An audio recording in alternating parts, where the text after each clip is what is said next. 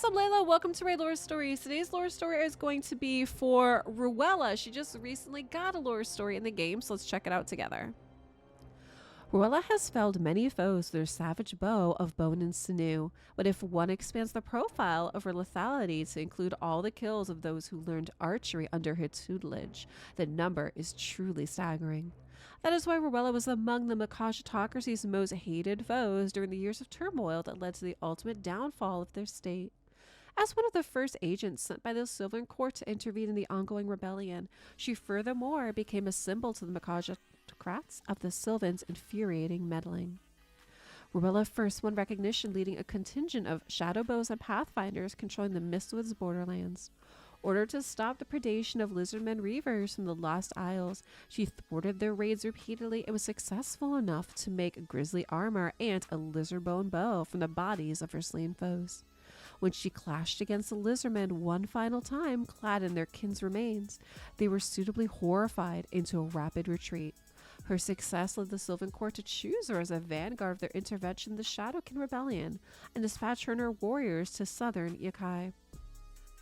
In her first action there, Ruella saw swarms of poorly trained, lightly armored, and inexperienced rebel levies trying and failing to break through a line of disciplined Makaj warriors and their shrewd leaders.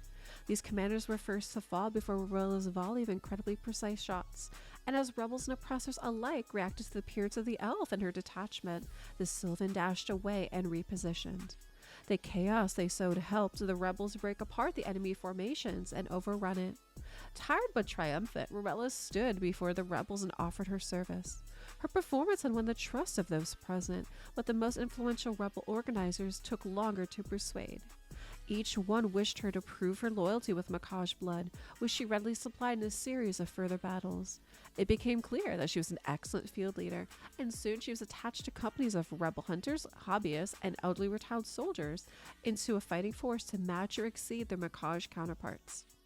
Years of insurrection passed and more Sylvan arrived in Yukai to support the rebels. But even as it became clear the Shadowkin would prevail, Ruella grew bored with her tutelary role. She was also suffering from a prolonged absence from the Mistwood, which caused her connection to the Great Rhythm, the shared emotional awareness that defies the Sylvan, to diminish. Homesickness clutched her heart in an intense, unique way no non-Sylvan could comprehend. Yet, she was duty-bound, and came to have great personal investment in the rebels' cause and ideals, so she endured.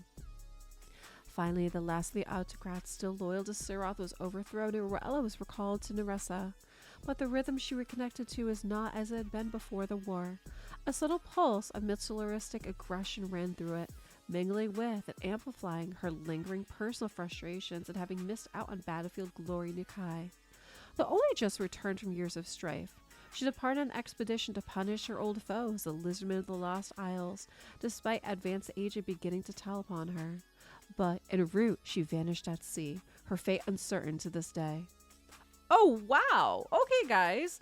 What did you think of this story? I didn't expect this last part where they basically said like she's lost somewhere, right? So she ended up leaving. She takes off on this fight and they said that she vanished at sea and her fate is unknown.